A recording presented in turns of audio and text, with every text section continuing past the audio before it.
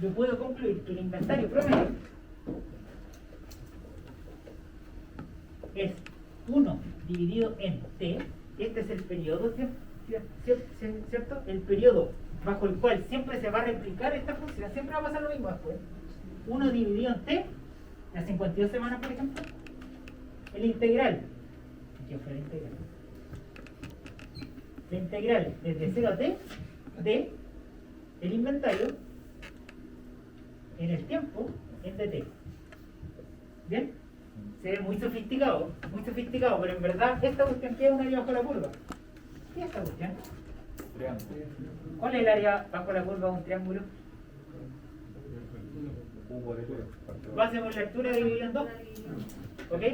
Por lo tanto, ¿cuánto vale esto? 1 dividido en t, que es el ciclo de reabastecimiento, multiplicado por el área bajo el triángulo. ¿Cuánto es eso? En términos de nuestros parámetros nuevos. Q por t dividido en 2.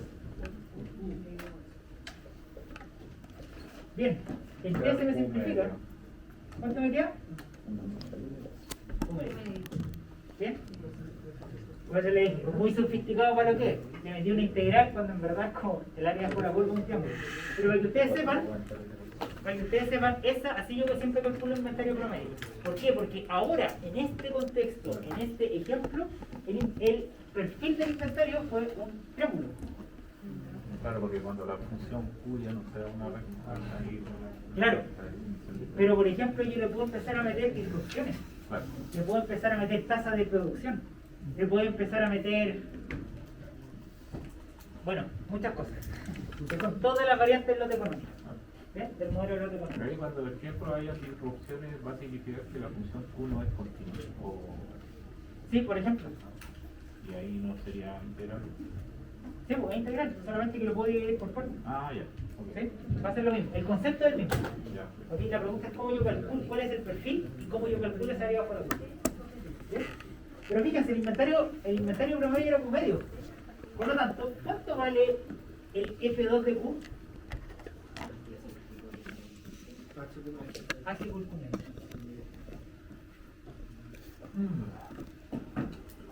¿Y qué unidades tiene esta cuestión?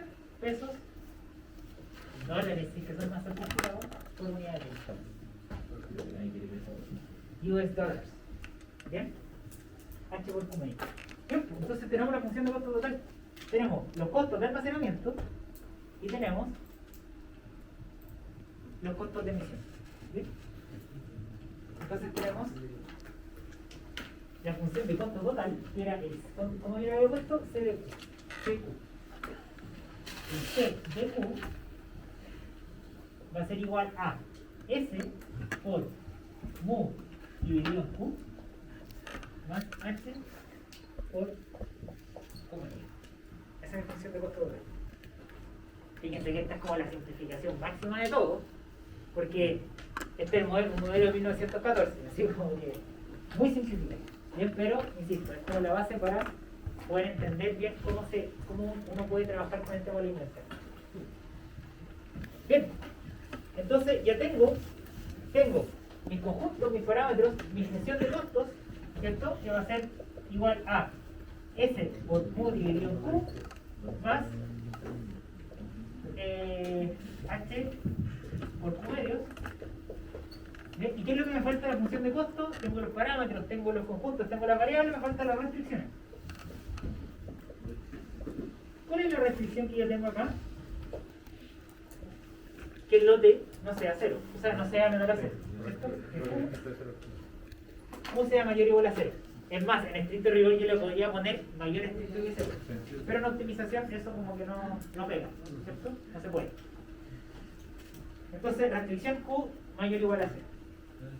Y ahí tengo el problema completo. Entonces, el problema de optimización que yo tengo que usar para el problema EOQ, el problema del lote económico va a ser igual a minimizar sobre Q, que es la variable que yo tengo que optimizar, o sea, la variable que yo voy a encontrar, minimizar la función de costo total, que es S por mu dividido en q más h por q medios sujeto a subject to la restricción que q es mayor o igual a 0. Muy bien. Ese es el problema. ¿Sí? Ese Q no debe ser mayor que 0, porque si es igual a 0, dice inconsistente. Ah, muy bien. Pregunta. Desde el punto de vista funcional, yo como empresa, acuérdense, soy una empresa que manda a pedir un lote cada vez que llego al punto R. ¿Puede mi empresa, tiene sentido mi empresa que yo tenga un lote de pedido Q igual a 0?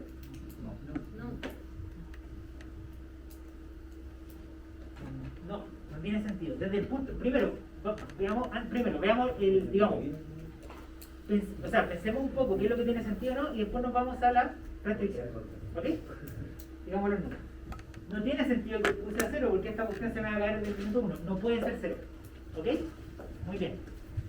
Además, yo borré la función de costos, pero era algo así. Bueno, es más, ahora la podemos graficar. ¿Cómo se grafica esto que está acá? S por mu dividido en Q. ¿Cómo? Es decreciente, ¿cierto? Nunca llega a 0. Nunca llega a 0 esto. Y cuando Q vale 0, ¿a cuánto tiende esta función? A infinito, ¿cierto? Es como una cuestión así. ¿Cierto? ¿Esta función qué es? Es una recta, ¿verdad? Es así. ¿Bien? La función de costo total va a ser algo así. Muy bien. Ahora la pregunta que tú me hiciste. ¿Q puede ser 0? No, no puede ser 0. Por dos cosas. Uno, porque, digamos, intuitivamente no puede ser 0 porque esta cuestión no se soporta. Nunca va, no puedo pedir 0 al otro porque voy a estar quebrado. No va a funcionar el sistema. Y segundo, no puede ser 0 numéricamente porque ¿qué pasa si es que Q vale 0? Esto se indetermina. Y si estoy muy cerca de 0, esto tiende a infinito. Estoy buscando minimizar la función, ¿o no? Por lo tanto, si es un problema de optimización, el cual me dice que tenga que buscar el Q tal que esto se minimice, ¿me acercará el Q a 0? Para nada. Mientras Q sea muy chiquitito, esta cuestión, la función de costo se va a empezar a crecer degeneradamente hasta infinito. Y no puede ser 0. ¿Bien? ¿Sí? Entonces, ¿por qué la restricción no es Q mayor que 0 y considero 0? Buena pregunta. Porque en optimización, cuando nosotros tenemos restricciones, las restricciones en desigualdad estricta no nos gustan. Porque no las podemos manejar, no las podemos trabajar. ¿Ok? Siempre le colocamos con un igual. ¿Sí? Eso es en optimización. ¿Sí? Sí, piensa que si es estricto mayor que 0, ¿qué es estricto menor? ¿Cómo le decís tú a una máquina que va a resolver esto?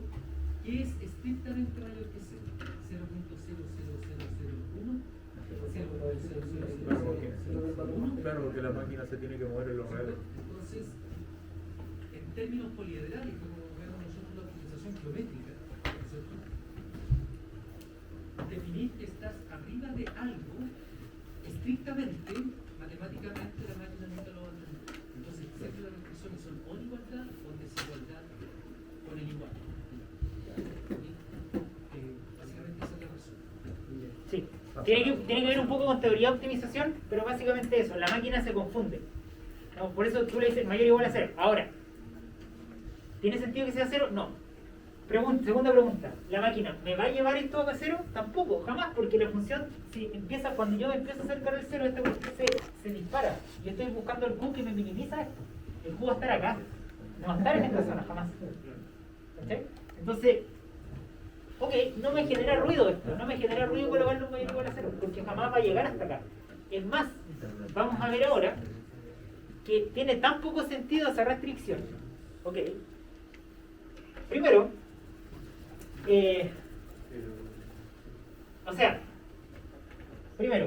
nosotros sabemos que el Q tiene que ser mayor estricto que 0. ¿Ok? Lo sabemos. ¿Bien? Por lo tanto, para que el problema tenga sentido, es tan evidente que nosotros incluso podemos eliminar esta restricción. ¿Ok? Porque es casi redundante. Es evidente que va a ser así. ¿Bien? Entonces, ¿qué es lo que nosotros vamos a hacer? Porque ahora, ojo, ya, ese es el problema. Bien, hasta ahí cerramos el problema. Ese es el problema del QEU, ese es el problema del lote económico. Y ahora la pregunta viene, ¿cómo resolvemos esto? ¿Cómo encontramos el Q óptimo? ¿Cómo lo encontramos?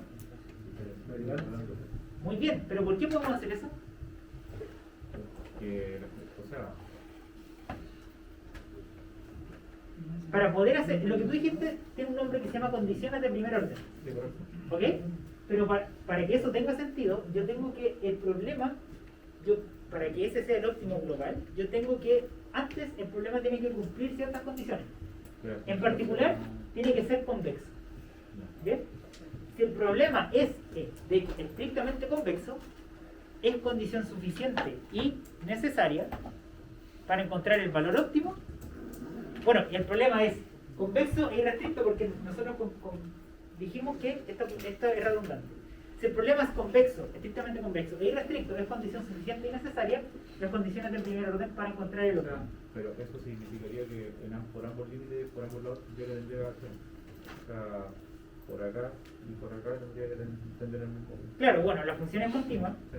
¿sí? Es continua para todos los valores mayores a 0 y la función es estrictamente convexa. ¿Bien? ¿Por qué? Porque esto es convexo y esto es lineal. ¿Ok? Si lo sumo ambos van a ser convexos. Básicamente, ¿qué es convexo? Carita feliz. Esto tiene como una carita feliz. ¿Sí? Sí, es feliz la función. Es feliz la función. Muy bien. Y como es carita feliz, yo puedo encontrar un óptimo que me lo minimiza. ¿Ok? Eso es como súper resumido. Y para yo poder encontrar eso, ¿qué es lo que nosotros hacemos? Ocupamos la condición de primer orden. La derivada, ¿cómo yo encuentro este punto? La derivada igual a 0. Derivada igual a 0. Entonces tengo que encontrar el Q tal que a mí me asegure que la derivada es igual a 0 y eso me va a encontrar el Q óptimo. ¿Bien? Muy bien, entonces vamos a eso. Tenemos la función de costo y vamos a derivar e igualar a 0. Entonces, la derivada respecto a Q de la función de costo total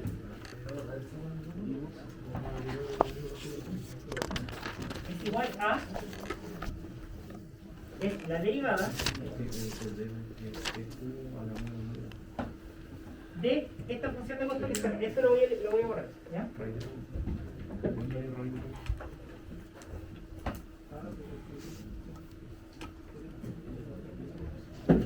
La derivada es igual a la derivada de S por mu dividido Q más H por Q medio. Bien, y esto va a ser igual a, ¿cuál es la derivada de esto? Menos S por mu dividido en Q cuadrado. ¿Bien? Es S elevado a menos 1, derivo menos Q a la menos 2. ¿Bien? Más, ¿cuánto es la derivada de esto? H medios. ¿Bien? Y esa es la derivada. ¿Sí? Muy bien. Entonces yo para encontrar el óptimo tengo que hacer la derivada de Q de la función de costo total tal que Q sea igual a Q asterisco, tiene que ser, esto tiene que ser igual a 0. ¿Bien? Muy bien.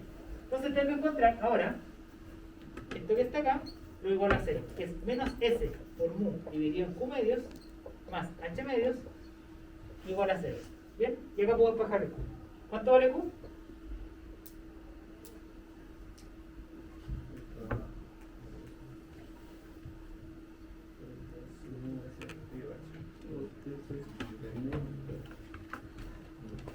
Dos por mil por S dividido H.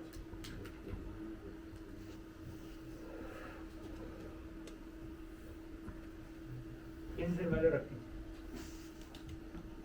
Este es el Q, E o Q, así se le llama. El Q del lote económico es esta expresión que está acá. Raíz de 2 por mu, que es la demanda por unidad de tiempo, por S, todo eso dividido en H. ¿Bien? Y este es el valor que está en muchos ERP, incluidos acá. ¿Ok? El lote económico. ¿Sí? Y acá está, acá lo encontramos. ¿Qué es lo importante de esta cuestión? No me interesa que se aprendan esto. ¿Ya? Lo importante de esta cuestión es que entiendan cómo la dinámica, de cómo nosotros pudimos lograr llegar a esto que está acá. Primero, ¿qué es lo que hicimos? Buscamos las funciones de costo. ¿Cómo se comporta el costo dependiendo de Q. ¿Ok? Lo modelamos, encontramos expresiones para eso. Y después nosotros logramos, después nos, bueno, nos fijamos, podemos encontrar una expresión para el tamaño del lote, perdón, cuánto es el costo de emisión, cuánto va a ser el costo de inventario contra el almacenamiento, que para eso yo tuve que encontrar el inventario promedio, ¿bien? Y para eso nosotros encontramos, bueno, que esto era el área bajo la curva, ¿cierto? Dividido en T. Pudimos encontrar el inventario promedio y en base a eso pudimos formular en la función de costo, formular el problema de optimización, identificamos qué tipo de problema es y en base a eso identificamos cómo resolverlo. ¿Bien? Derivada igual a 0. Y en base a eso nosotros podemos encontrar el lote económico. ¿Bien? Eso es como lo relevante, la estrategia de poder modelar primero el problema y después poder resolverlo. Eso es lo importante del lote económico. Eso es lo que nosotros, por eso nosotros pasamos al lote económico. Porque esta cuestión es la simplificación máxima de la vida. Demanda constante, tiempo de entrega constante y conocido. ¿Bien? Muy simplificado. Esto nos sirve para poder, como estrategia. ¿Se entendió? ¿O alguien tiene alguna duda? ¿No? Muy bien.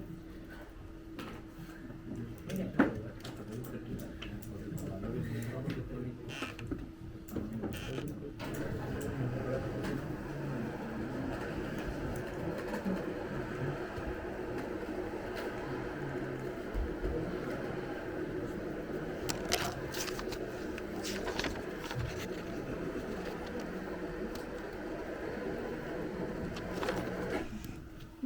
Bien. Y fíjense que en la diapositiva, en la siguiente diapositiva, está todo lo que nosotros hablamos. ¿Bien? Llegamos al problema O de Q, ¿cierto? El mismo problema de optimización. Es evidente que este problema no tiene solución para Q mayor o igual a 0, por lo tanto la restricción Q mayor o igual a 0 es redundante y se puede emitir. Así el problema Q de Q es un problema de optimización convexo y restricto que puede resolverse mediante condiciones de primer orden, alias periodo igual a 0. Además, es fácil demostrar que la función objetivo es estrictamente convexa, por lo tanto existe solución única, óptima única, que es ese puntito que nosotros encontramos. Derivamos la función, ¿cierto? Y volvamos al 0 y encontramos el lote económico que es 2 por S por mu dividido en S. ¿Bien?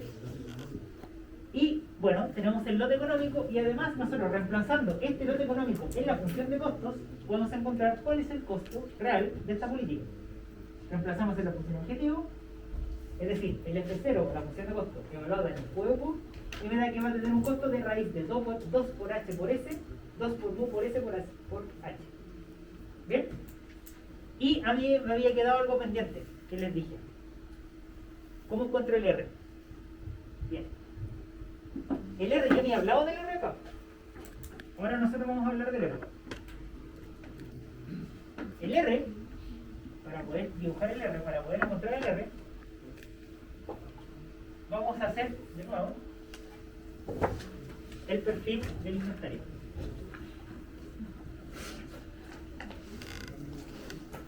Bien. ¿Se acuerdan que el R, nosotros dijimos que es un valor de inventario tal que a mí me evita el quiebre de inventario, me evita la escasez? Bien. Cosas importantes. Tenemos una tasa de demanda constante que vale mu, ¿cierto? Y tenemos un lead time constante que vale R, L, perdón.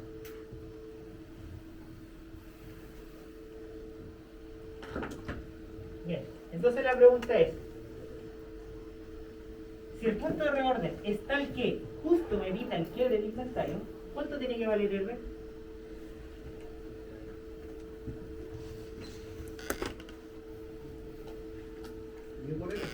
Mu por L. R, que es el punto de reorden, me tiene que decir cuándo tengo que pedir, cuánto me tiene que quedar, cosa que yo podría emitir una orden de compra y justo en ese momento me va a llegar el lote de pedido. Y si mi demanda es constante de mu unidades por unidad de tiempo, unidades por semana por ejemplo, y mi lead time son 5 semanas, entonces ¿cuánto tengo que pedir? 5 por, no, ¿cuánto les dije? 10 unidades por semana, 5 semanas, 50 unidades. Al momento que tengo 50 unidades, mando a pedir y me llega el lote, ¿ok? R va a ser mu por L.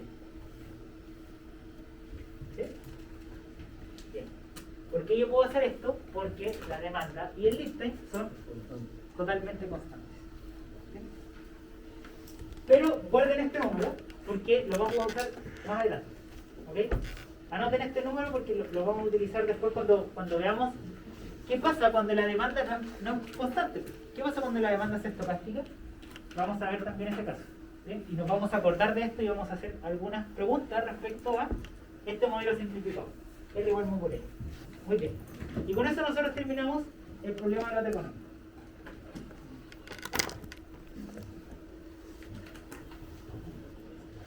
Muy bien. ¿Cómo estamos? Quedan 10 minutitos. Les voy a alcanzar a explicar de manera tangencial por arriba el problema del POQ. ¿Ven? El POQ es una modificación del modelo de lote económico, pero la diferencia está es que yo ya no soy una empresa de retail, ya no soy un distribuidor, ya no es que yo compre a otro proveedor y venda, sino que yo tengo una planta de producción asociada. ¿Ok? Tengo una planta de producción asociada. Entonces, básicamente fíjense en esto. Descripción. Considera un productor manufacturero que se autosuministra un único producto. Este producto es luego distribuido a varios clientes con demanda independiente. Sea mu la tasa de demanda, la cual se considera conocida y constante, y sea P la tasa de producción con que se fabrica el producto, que se considera conocida y constante. Bien, tal que P es mayor a mu. Bien. Acá tengo una tasa de producción. Es distinto. ¿Bien? Es decir, yo emito una orden y la fábrica empieza a fabricar. ¿Ok? Bien, ojo. Para que este modelo en particular, el POQ, tenga sentido, la tasa de producción tiene que ser mayor a la demanda. ¿Ok? Para que yo tenga en el neto, entre lo que entra y lo que sale, una diferencia que se va acumulando en el tiempo. ¿Bien? Porque si no, mi tasa de producción no me alcanza a cubrir mi demanda. Bien. El distribuidor utiliza una política de revisión continua con QR, un lista indeterminístico, donde se coloca una cantidad de producción de tamaño constante Q, siempre que el nivel de inventario cae por debajo del punto de pedido R, que llega L mayor a 0 unidades de tiempo más tarde. CH, el costo de almacenamiento por unidad de tiempo, y S, el costo de emisión. Hasta acá es lo mismo. La falta de existencia se evita si la orden se coloca en el momento adecuado. El objetivo del productor es determinar el tamaño del lote de producción y minimiza el costo de emisión y almacenamiento. Bien, acá vamos a tener, va a ser casi todo lo mismo, pero va a cambiar un poco el perfil del inventario. ¿Bien? Entonces, ¿qué es lo que cambia respecto al modelo anterior? Se agrega un parámetro. ¿Qué parámetro se agrega?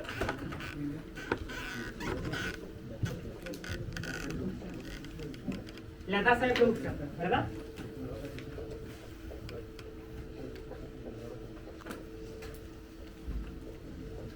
Bien, pero el resto permanece constante. O sea, el resto, bueno, va a cambiar el perfil del inventario, pero las funciones de costo son las mismas. El F1 de Q sigue siendo el mismo. La cantidad de veces que yo voy a mandar a pedir no ha cambiado.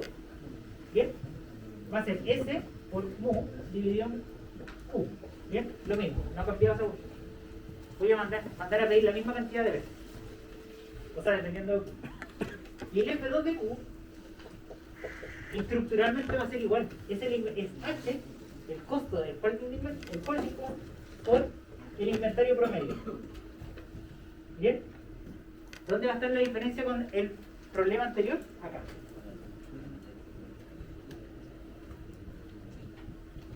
La evolución del inventario en el tiempo va a ser distinta. ¿Bien?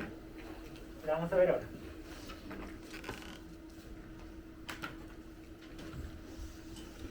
Este inventario va a funcionar de la siguiente forma.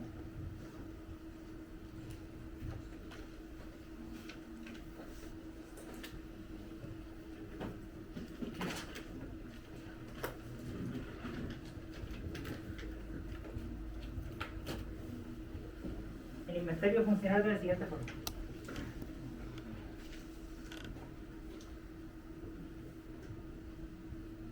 Cuando yo esté en inventario cero, es decir, no tengo nada, yo tuve que haber mandado a emitir una orden de trabajo antes. ¿Okay? Es decir, supongamos ya, mi inventario va bajando, voy a hacer una foto inicial y después la foto digamos que voy a seguir trabajando. Entonces, tengo mi lote, ¿cierto? Mi lote, digamos, acá, tengo un punto de reorden, mandé a comprar, ¿cierto? Se me siguió bajando el inventario, ¿bien? Y acá, una vez que ya pasó el lead time de preparación de la máquina, yo metí la orden de trabajo a mi planta productiva, ¿ok? Empezaron a trabajar y después, ¿qué es lo que pasa? La máquina empezó a andar, ¿ok? Me empezó a inyectar producto a mí como bodega de producto terminado, ¿bien? Entonces, a partir de ese momento, voy a cortar. Y aquí, a partir de aquí, voy a empezar a utilizar el modelo, ¿bien? Ok.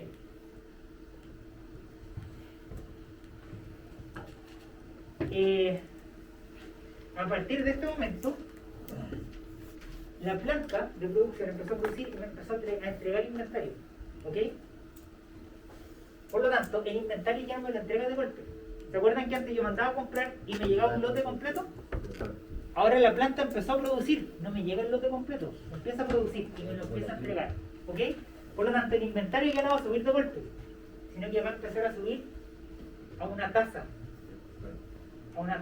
¿bien?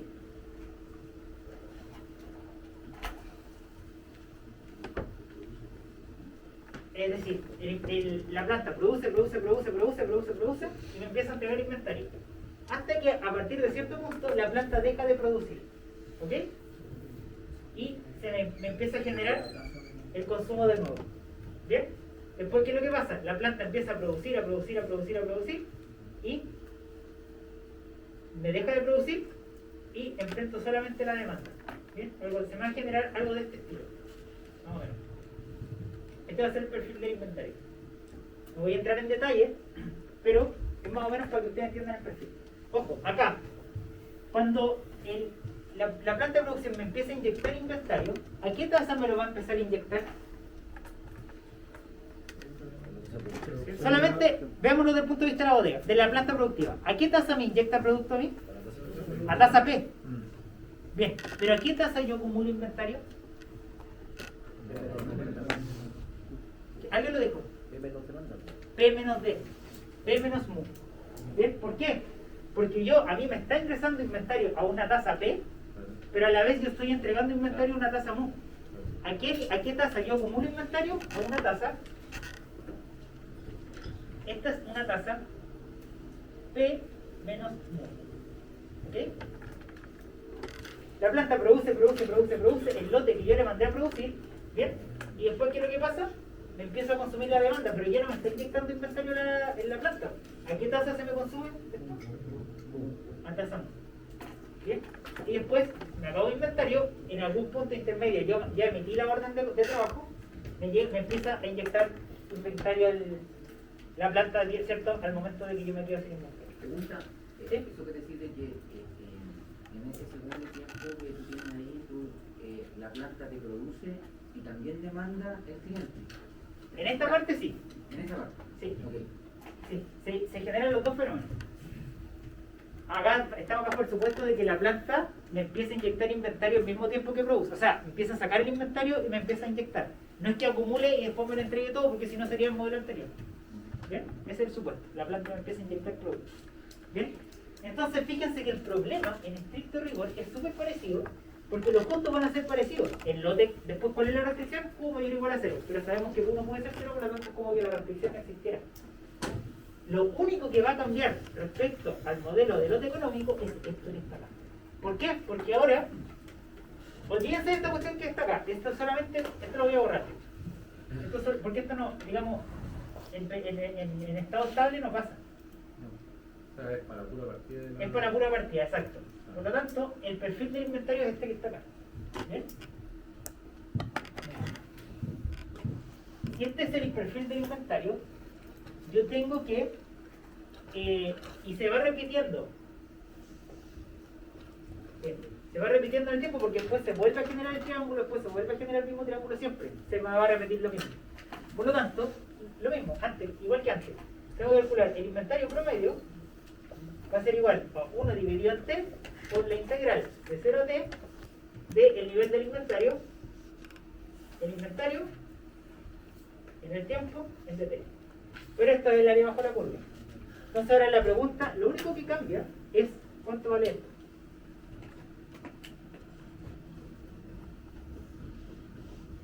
¿Cuánto vale el área bajo la curva? Esa es la pregunta. ¿Ok? Bien. Acá lo que yo quiero ejemplificar es básicamente cuando yo tengo un modelo, esto es como una variante del modelo económico, lo principal que va a cambiar va a ser el perfil del inventario. Bien, y el cálculo del inventario promedio. Voy a tener que calcular otra área bajo la curva. ¿Ok? Eso es como lo principal que cambia. Me imagino que viene un cambio más profundo, pero este es como el principal cambio que existe entre un modelo y otro. Pero los supuestos son igualmente agresivos. Tasa de producción constante, eso ya igual no es tan así. ¿Ok? Lista en constante, eso tampoco es tan así. Tasa de demanda constante. Bien, eso sabemos que es bastante real. Bien, ese es como el cambio que se genera en el modelo de POQ.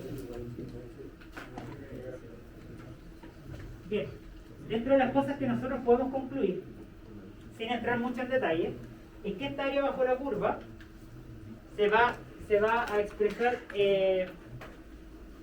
y no va a ser Q medio. ¿Se acuerdan que antes era Q medio?